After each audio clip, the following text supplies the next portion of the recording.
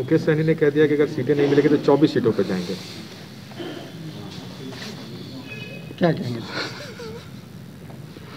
नमस्कार, news for nation देख रहे हैं आप। मैं हूं आपके साथ रश्मि। बिहार की राजनीति कब कौन सा करवट ले ले ये कोई नहीं जानता। खासकर अगर हम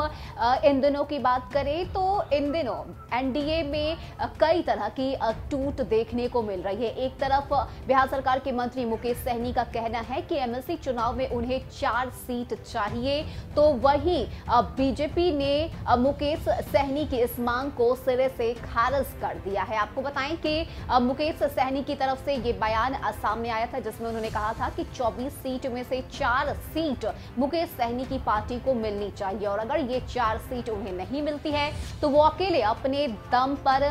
चुनाव लड़ेंगे और 24 सीट पर अपने प्रत्याशियों को उतारेंगे। ऐसे में आज जब इससे जुड़े हुए सवाल बीजेपी के प्रदेश अध्यक्ष संजय जायसवाल से पूछे गए तो संजय जायसवाल ने इस सवाल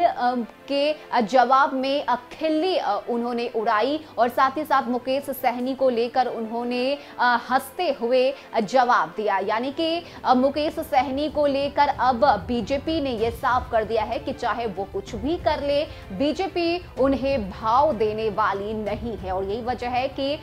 खिलखिलाते हुए मुस्कुराते हुए मुकेश सहनी का बीजेपी ने मजाक उड़ाया है। जी हां, आपको बताएं कि चुनाव जहां एक तरफ बिहार में एमएलसी का चुनाव होना है तो वहीं दूसरी तरफ इसको लेकर एनडीए में अब तक ये राय नहीं बन पाई है, सहमति नहीं बन पाई है कि किसे कितनी सीटें देनी है। ऐसे में मुकेश सहनी की तरफ से दावेदारी की जा रही है और कहा जा रहा है कि 24 में से 4 सीट उनकी पार्टी को मिलनी चाहिए और ऐसे में जब इससे जुड़े हुए सवाल संजय जायसवाल से पूछे गए तो उन्होंने कहा कि ये सब कुछ तय करना बिहार के प्रभारी भूपेंद्र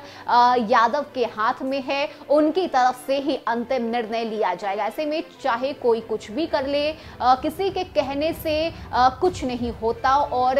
ये जो जिम्मेदारी है वो भूपेंद्र यादव को सौंप दी गई है। तो इस पूरे बयान के मूल बातों को अगर हम निकालें और समझना चाहें कि बीजेपी आखिर कहना क्या चाहती है तो मूल बात यही निकल कर सामने आती है कि इस वक्त बीजेपी अपने पूरे फॉर्म में नजर आ रही है और यही वजह है कि किसी से भी बीजेपी डरने वाली नहीं है और यही वजह है कि मुकेश सहनी को लेकर भी जो बीजेपी है वो अपने सख्त तेवर को दिखा रही है और साथ ही साथ मुकेश सहनी को लेकर अब बीजेपी उनका मजाक भी बना रही है। ऐसे में जहां एक तरफ मुकेश सहनी की तरफ से लगातार बयानबाजी की जा रही है, अलग अलग मुद्दों पे वो बीजेपी के अगेंस्ट में जाते हुए नजर आ रहे हैं, तो वहीं अब बीजेपी ने भी ये साफ कर दिया है कि मुकेश सहनी के होने और ना होने से भारतीय जनता पार्टी को कोई फर्क नहीं पड़ता और यही वजह है कि जो